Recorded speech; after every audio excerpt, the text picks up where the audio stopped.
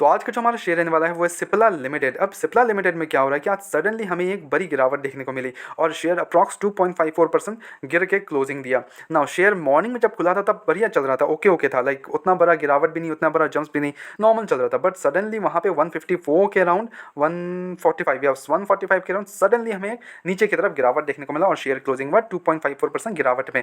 The reason behind this is the results. क्या results इतने poor थे? बिकॉज रिजल्ट्स अगर अच्छे होते हैं तब हमें एक ऊपरी लेवल पे जाते हुए देखने को मिलता है, ठीक है। अब शेयर क्या हुआ, नीचे की तरफ खींचा है, तो क्या रिजल्ट्स पुअर थे इसके, वो चेकआउट करेंगे। एंड इस पुअर रिजल्ट्स के बाद हमें क्या करना चाहिए वो भी चेकआउट करेंगे। तो प्लीज़ शेयर में वीडियो में अंत तक बने रहो, चीज़ों को समझो, कुछ भी डाउट होता है प्लीज़ कमेंट इट डाउन। आपको लेके चलता हूँ मैं स्क्रीनर पे और वहाँ चीज़ों को समझते हैं and then we will decide हमें आगे के लिए करना क्या चाहिए। इसमें क्वार्टर रिजल्ट्स इसके सारे फिगर्स यहाँ करोड़ में बोले जाएंगे।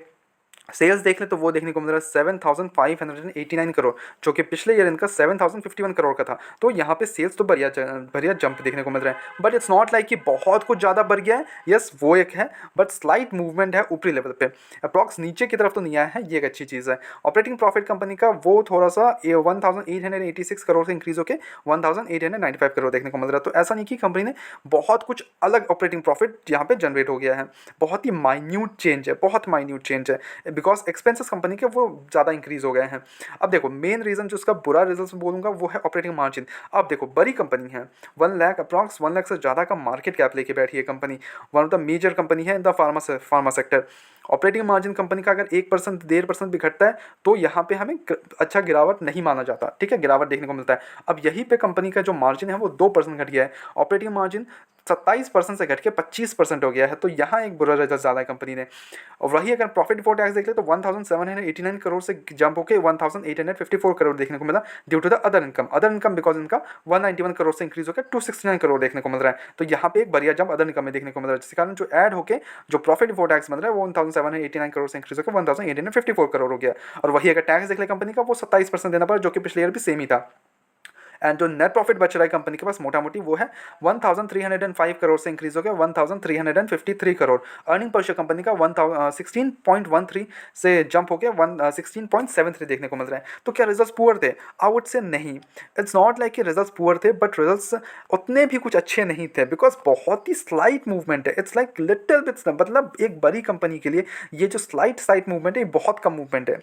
We want a good result, obviously everyone wants a good result. तो यहाँ पे वो एक्सपेक्टेड जो था वो नहीं आ पाया एंड ऑपरेटिंग मार्जिन कंपनी का 2% घट गया, जिसके कारण हमें एक नोज ड्राइव नीचे की तरफ देखने को मिल गया। शेयर में हमें गिरावट देखने को मिला 2% की गिरावट, ठीक है। बट अगर इसको लॉन्ग टर्म परस्पेक्टिव से देखें तो आप देखोगे यहाँ पे इन्वेस्टर्स का भरोसा है, एफआईएस और डीआईएस का कंटिन्यूसली भरोसा है यहाँ पे, वो उसका कोई इशू ही नहीं है। डीआईएस को देख लो 29% कर दिया इन्होंने अपना स्टेक, एंड वही अगर एफआईएस की बात करें तो 24%। ऐसा नहीं है कि बुरा स्टेक है, यस थोड़ा सा इन्होंने प्रॉफिट बुकिंग किया है, इस पर कोई डाउट नहीं, but still for a long term के लिए बहुत ही बढ़िया लग रहा है यहाँ पे, ओके।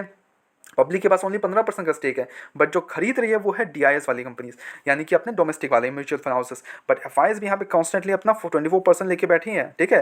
तो it's a great number for investors, okay. तो यहाँ पे कन्विक्शन तो फुल आ जाता है, बिकॉज लॉन्ग टर्म कन्विक्शन तो फुल्ली आ जाता है, उस पर कोई डाउट नहीं। वही अगर कुछ इसका फंडामेंटल्स देख ले कंपनी के तो यहाँ पे मार्केट कैप 1 लाख तो सेफ इन्वेस्टमेंट्स हो जाते हैं। 1,670 का हाई लगाया था, करंट प्राइस 1,500 का चल रहा है। स्टॉक का पी देख ले तो अंडर वैल्यूड है 22.9 है और इंडस्ट्री पे 32.9 है। वही डेप्ट देख ले तो 438 करोड़ का है, जो कि डेप्ट टू इक्विटी बनाता है 0.01, which is literally nothing for this type of company. Company के पास 31,000 करोड़ का मार्केट कैप, सॉरी रिजर्व्स पड़े हुए हैं, 31,000 करोड़ का रिजर्व्स। तो डेप्ट के कारण फेलियर की चांस तो बिल्कुल भी नहीं है। और वही अगर प्रॉफिट को देख लो तो 17% और ऑपरेटिंग मार्जिन 25%, तो यहाँ पे बढ़िया देखने को मिल रहा है। नाउ पीजी रेशियो 0.8, मतलब क्यों 1 के अंदर है, प्रीटी ग्रेट। पेट्रोल स्कोर 7 का चल रहा है, ओके है, गुड है। Now what to do in this fall, I would suggest कि सिंपली बाय ऑन डिप करते रहो। ऐसे गिरावट में शेयर को पकड़ने के लिए मजा ही चला होता है, ठीक है।